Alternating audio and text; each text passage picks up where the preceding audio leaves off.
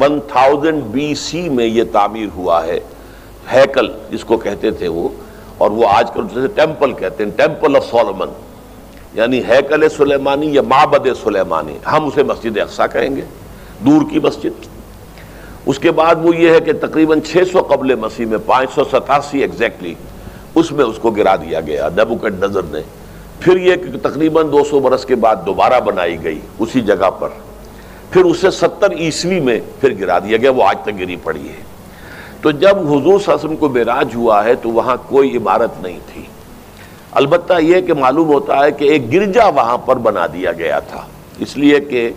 یہ جب ہیڈریان نے اس کو آباد کیا دوبارہ سن 70 میں تو تباہ و برباد کر دیا تھا ٹائٹس رومی نے سن 70 عیسوی میں،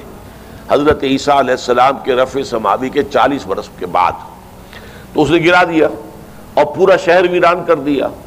لیکن پھر 60-70 برس کے بعد وہ ایمپرر تھا ہیڈریان رومن ایمپرر، اس نے دوبارہ آباد کیا، اور دوبارہ آباد کیا تو اس کا نام ایلیا رکھا، اب یروشلم نہیں رہا۔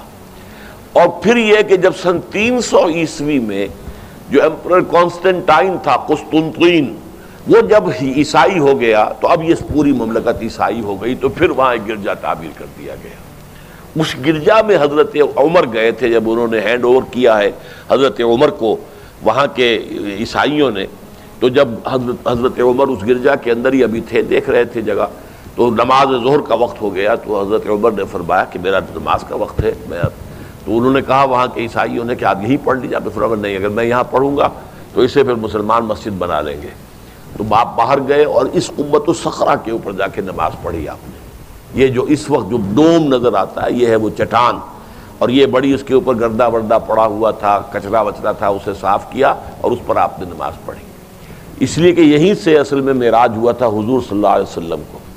تو اب اس کے بعد جو ہے عبد الملک ابن مروان نے وہاں پر وہ قبہ بنا دیا ہے جو قبۃ الصخرہ کہلاتا ہے۔ البتہ اسی احاطے کے جنوب کی طرف ایک مسجد بھی ہے، بڑی مسجد ہے، وہ مسجد اقصی کہلاتی ہے، وہ اب مسجد ہے۔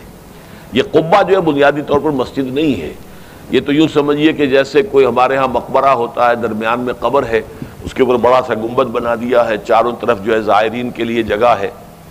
ایسے ہی یہ وہ چٹان ہے۔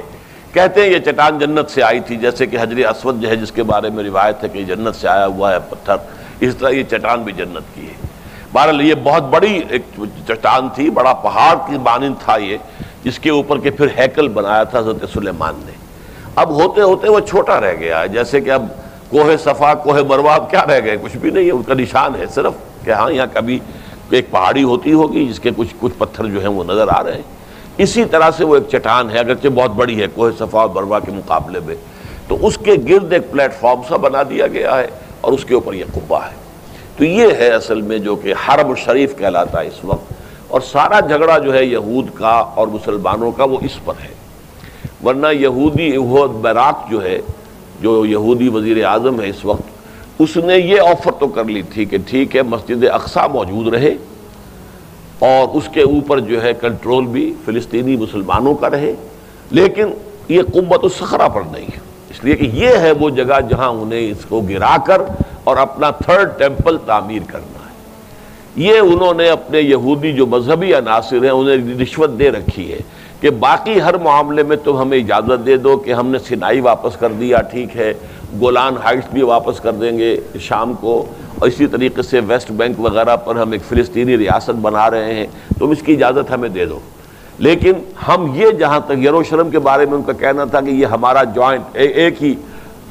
متحدہ دارالخلافہ رہے گا، عربوں کا کوئی تعلق اس سے نہیں ہوگا، یہ پورا کا پورا ہمارے پاس رہے گا، اور پھر یہ کہ یہاں پر ہم وہ بنائیں گے اپنا ہیکل۔